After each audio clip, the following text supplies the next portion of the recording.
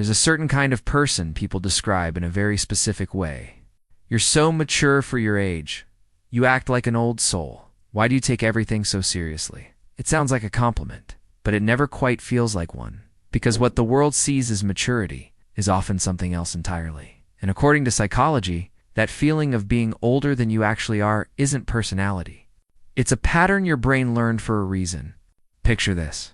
You're sitting in a room with people your age, and somehow the conversation feels thin. They're laughing about something and you understand it, but you don't feel it. You nod at the right moments. You say the right things. But inside, there's this quiet distance. Like you're observing more than participating. And here's the strange part.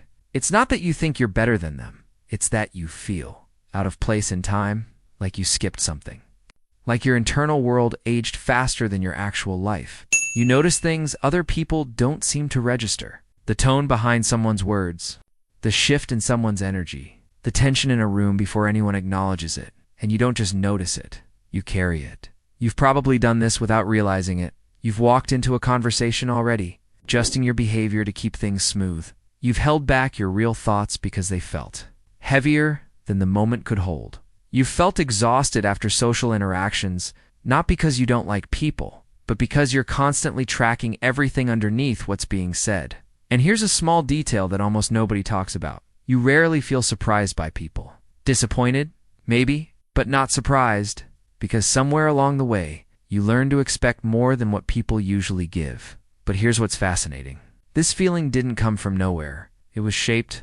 There's usually an origin to this kind of internal age difference, and it often starts earlier than you think. Sometimes it begins in environments where you had to grow up faster than your peers, not in obvious, dramatic ways. In subtle ones, you were the one who understood things too early, the one who picked up on tension adults thought they were hiding, the one who learned that reacting emotionally didn't always make things better, so you started thinking instead. And this is where it gets deeper. When a child consistently processes situations at a level beyond what their environment can hold, the brain adapts. It leans into awareness, into control, into observation, because those things create safety. And this is the part that's harder to sit with. You didn't just become mature. You became responsible for emotional stability before it was ever your job. You read the room because no one else was. You stayed calm because someone had to. You understood things because misunderstanding them felt risky. And over time, that wiring doesn't go away. It becomes your default. That's the part nobody talks about. Because from the outside, it looks like wisdom. From the inside, it often feels like distance. And here's where psychology gives this a name. There's a concept called parentification, studied by researchers like Ivan Bashir-Menyengi, where a child takes on emotional or psychological roles beyond their age. Not always in visible ways. Sometimes it's invisible.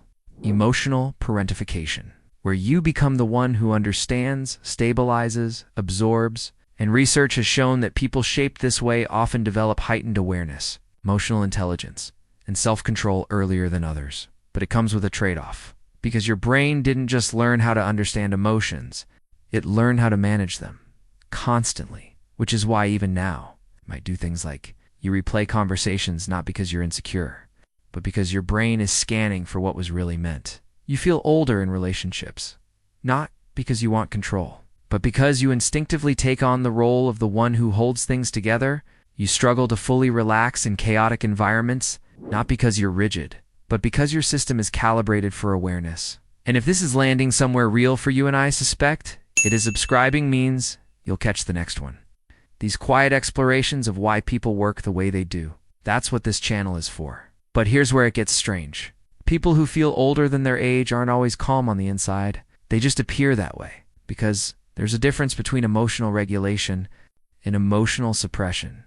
And many people like this learned the second one first. There are moments usually when you're alone where everything you've been holding in starts to surface. Not dramatically, quietly, a sense of heaviness you can't quite explain. A fatigue that isn't physical. A feeling like you've been on for too long. And this is where another layer of psychology comes in. There's research on something called hypervigilance. It's often linked to early environments where unpredictability was present. Your brain becomes highly attuned to subtle cues, micro-expressions, tone shifts, changes in behavior. You don't just notice them, you anticipate them. And psychologists have found that this kind of awareness can create the illusion of emotional age. because you're processing more information, more deeply, more constantly than the people around you, which makes you feel older. But here's the paradox. The same system that makes you seem emotionally advanced can also make it harder for you to feel emotionally free. You understand people deeply, but you don't always feel understood. You can handle complex emotional situations, but simple, light interactions can feel strangely difficult. You give people space to be messy, but you rarely give yourself permission to be. That contradiction sits at the center of this experience, and it's why being an old soul doesn't always feel peaceful. It can feel isolating. But let's be honest about something. Not all of this is just depth and awareness. Sometimes this pattern comes with a cost. You might struggle to relate to people your age in a way that feels effortless. You might feel drawn to people who need something from you rather than people who simply meet you where you are. You might carry emotional weight that was never really yours to begin with, and that's not something to ignore. But it also doesn't mean something is wrong with you. It means something happened that shaped how you learned to exist, and your brain adapted in a way that made sense at the time. That's the key. It made sense. And here's the part that changes how you see it. What the world calls feeling older than your age is often your nervous system choosing stability over spontaneity, awareness over ignorance, depth over ease. It's not that you're disconnected from your age. It's that you're connected to layers of experience most people reach later if they ever do. And that can feel lonely, but it's also distinctive. Because people like this tend to become something very specific. They become the ones others turn to when things get complicated. The ones who can sit in uncomfortable conversations without needing to escape. The ones who understand not just what people say, but why they say it. They're not louder. They're not more visible. But they hold a kind of quiet gravity. And maybe that's the better way to see it. You're not someone who's too serious for your age. You're someone whose internal world developed early and never really learned how to switch off. Not broken, not better, just shaped. Like a bridge built earlier than it was supposed to be. Strong before it needed to be. Carrying weight before it was ready. And still standing. Still holding. Still quietly doing what it was built to do. Tell me, does that feel accurate to you? Or does some part of it not quite fit?